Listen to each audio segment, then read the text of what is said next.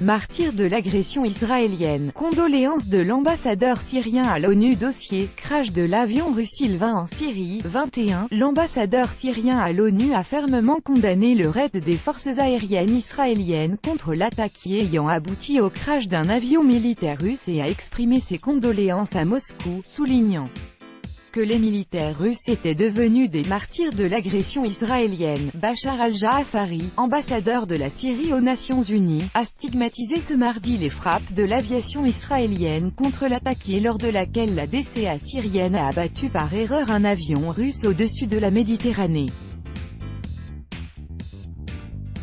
Nous condamnons la nouvelle agression israélienne de la nuit dernière contre mon pays, a-t-il indiqué, prenant la parole à une réunion du Conseil de sécurité des Nations Unies. Bachar al-Ja'afari a également exprimé ses condoléances à la Russie. Je voudrais exprimer mes sincères condoléances à mon ami et homologue, l'ambassadeur de Russie, après la mort de militaires qui sont devenus hier des martyrs de l'agression israélienne contre la ville syrienne de l'attaquer, a-t-il déclaré. Lundi 17 septembre vers 23 h, tout contact coupé avec l'équipage de l'appareil russe Sylvain, de retour sur la base aérienne de Maïmim, à 35 km des côtes syriennes.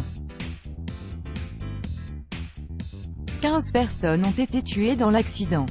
Cette perte de contact a coïncidé avec des frappes de l'aviation israélienne contre la Syrie et un tir de missile depuis un navire français, a précisé la défense russe. Le commandement français a déclaré n'avoir rien à voir avec ce drame.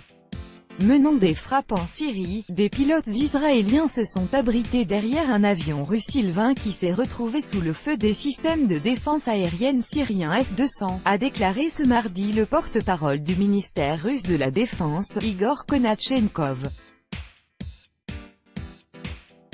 Les avions israéliens ont délibérément créé une situation dangereuse pour les navires de surface et les aéronefs dans la région, d'après le ministère russe de la Défense. Israël n'avait pas prévenu la Russie de son opération militaire et Moscou considère ces démarches israéliennes comme hostiles et se réserve un droit de réponse.